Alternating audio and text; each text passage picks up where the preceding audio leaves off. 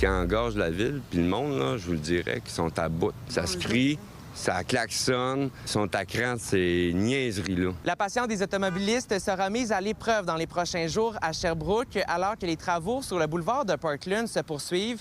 Mardi, la ville a annoncé la fermeture de l'intersection du boulevard de Parkland et Jacques-Cartier. À partir de demain, donc mercredi, en soirée, l'intersection Portland-Jacques-Cartier va être complètement fermée à la circulation automobile, et ce, jusqu'au vendredi 21 août prochain. C'est la cata. Pour vrai, là, starter autant de chantiers de construction en même temps, c'est pas intelligent. Vraiment pas. Vous trouvez qu'il y en a beaucoup, là? Oui. Oui, puis c'est compliqué pour la circulation, pour les piétons, pour tout le monde en général, là. À chaque jour, c'est près de 34 000 automobilistes qui empruntent cette intersection. Et pendant la période des travaux cet été, la Ville invite les citoyens à prévoir leur déplacement à l'aide du portail Mont-Sherbrooke. Les automobilistes, il y en a plusieurs qui vont se rabattre sur la rue King-West, qui est déjà quand même sous pression, je dirais. Donc, il y a des ralentissements à prévoir dans le secteur. Il faut bien planifier ces déplacements. Je rappelle aux gens que c'est important d'utiliser une application GPS, que ce soit Waze, Google Maps, pour savoir le meilleur chemin à prendre. Donc, on invite les gens à éviter ce secteur-ci. La King, là, on est allé au restaurant samedi, puis ça prend beaucoup de temps. Ça vous a pris combien de temps? Une demi-heure à peu près. C'est un peu plus long, faut prévoir un petit peu plus de temps pour se déplacer et tout. Mais sinon, c'est sûr que c'est une bonne cause de réparer les routes. On voit qu'il y en a beaucoup qui ont besoin d'être entretenus.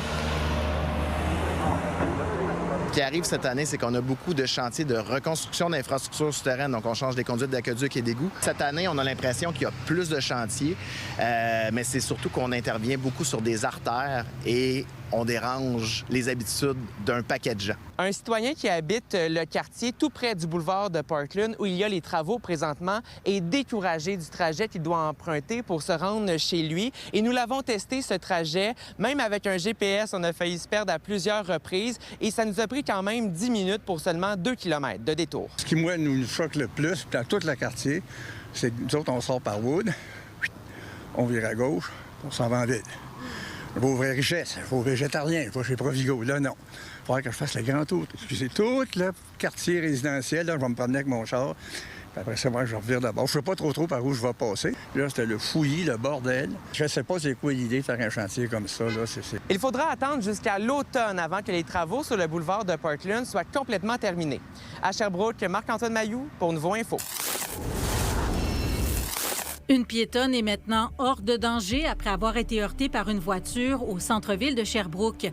L'accident est survenu alors que la dame de 81 ans traversait l'intersection des rues King-West et Lionel-Groulx vers midi. La victime était inconsciente à l'arrivée des secours. Elle demeure hospitalisée pour soigner des blessures sérieuses. Le conducteur de 63 ans est indemne. Plus de peur que de mal après qu'un train ait percuté une voiture au passage à niveau de la rue Wellington Sud à Sherbrooke vers 8 heures mardi matin. Les pinces de désincarcération ont été nécessaires pour extirper la conductrice d'une vingtaine d'années coincée dans l'habitacle. Heureusement, elle n'a subi que des blessures mineures. Pour des raisons encore à déterminer, la jeune femme n'aurait pas vu ni entendu arriver le train. Le boisé des Estacades est aujourd'hui sauvé. Après des années d'incertitude, le boisé des Estacades sera officiellement protégé par la Fondation Trois-Rivières Durable et la compagnie Kruger. La conclusion de ce dossier mènera même à un changement de nom, le Grand Boisé Kruger. Pour la Fondation, c'est une grande victoire. Une victoire pour l'environnement, évidemment, une victoire sur tous les aléas que nous avons eus lors de ce projet. Donc une grande satisfaction d'être arrivé à faire cette acquisition. Ça va être notre parc national, à nous autres, à Trois-Rivières. Donc, c'est ça, c'est un joyau, c'est un trésor.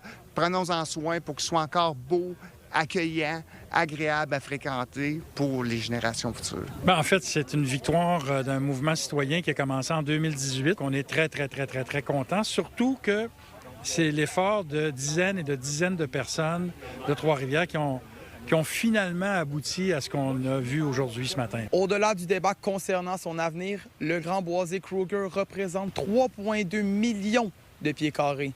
Un lieu particulièrement apprécié par les citoyens pour ses sentiers et son espace plein air à proximité de la ville. Nous, notre implication dans ce projet, c'était uniquement pour assurer la destination actuelle des lieux. Et d'être copropriétaire, pour nous, était une façon de le faire. La protection de l'environnement, c'est essentiel pour notre bien-être. Avoir des espaces verts où marcher, où se ressourcer, c'est primordial pour la santé mentale, mais aussi pour la santé tout simplement de la ville, avec des îlots de fraîcheur comme celui-là. Nous sommes un organisme de conservation, donc nous faisons ce geste d'acquisition et ce sera conservé pour toujours. C'est l'aboutissement d'une mobilisation majeure que j'ai vue dans ma carrière politique, c'est la plus grande. Sans les citoyens, sans le corporatif Desjardins, Kruger, sans les élus municipaux, on ne serait pas arrivé à ça. Pour concrétiser cette vente, la ville a investi 1,3 million de dollars. La Fondation Trois-Rivières Durable et la compagnie Kruger deviennent copropriétaires de ce boisé avec un objectif clair: le préserver pour les générations futures. Donc finalement, on a réussi à trouver un accord avec les propriétaires pour faire l'acquisition à un montant de 2 625 000. Donc là-dedans, il y a une grande partie de Kruger qui a investi 1 050 000, la ville 1 300 000, Desjardins avec nous, puisque nous sommes le gérant du fonds des boisés d'intérêt sociaux, on met 200 000 et la fondation de sa poche y met un peu pour compléter évidemment.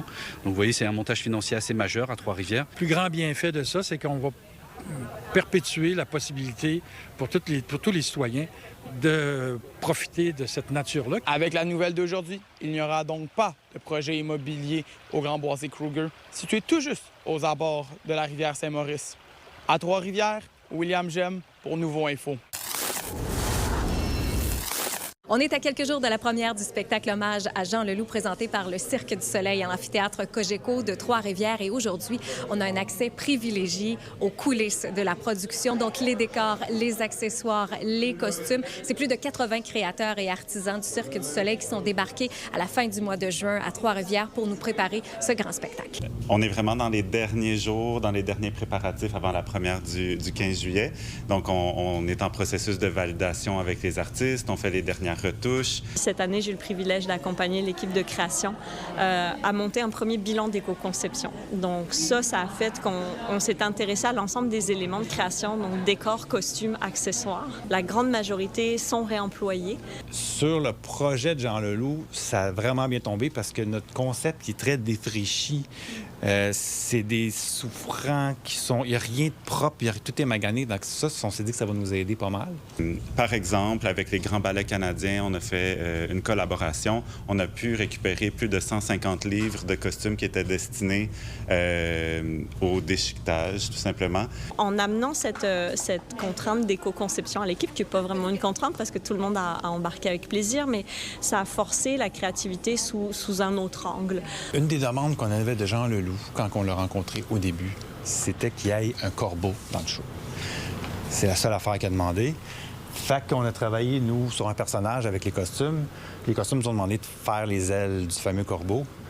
Puis les ailes, il n'y a aucun achat là-dedans. Ça a tout été fait avec des restants que j'avais à l'atelier. Ça donne un objet qui est vraiment beau à voir sur scène. Quand il porte ça, c'est magique. Donc, on a vraiment approché l'esthétique de tous nos maquillages de façon instinctive, un peu comme un geste radical d'un enfant qui fait un dessin pour la première fois et qui veut décider de changer d'identité pour la soirée. Combien est-ce que d'artistes qui doivent apprendre comme ça à se maquiller? Alors, on a 27 artistes qui font tous un look original à tous les soirs et qui ont aussi une intervention de cheveux quelconque, vraiment pour leur permettre d'incarner leur personnage super original à tous les soirs. En fait, la dramaturgie du spectacle est basée sur la chanson Le Dôme de Jean Leloup. Il y a beaucoup de descriptions de personnages, d'ambiance, de textures, de couleurs. Ça a vraiment été notre point de départ pour faire la création de nos premiers personnages. À chaque année, on espère. Il est dans notre liste de top, puis ça marchait pas, ça donnait pas. Il était pas prêt, mais là, cette année, c'est notre année. Puis c'est drôle, on savait que ça vendrait de même parce qu'en plus, Jean Leloup, c'est un artiste que tout le monde connaît, qui joue encore beaucoup dans les radios. Le spectacle Paradis perdu qui rend hommage à l'œuvre de Jean Leloup sera présenté du 15 juillet au 15 août et l'engouement est réel. Il y a plus de 65 000 billets qui ont déjà trouvé preneur. À Trois-Rivières, Marie-Ève Campeau pour Nouveau Info.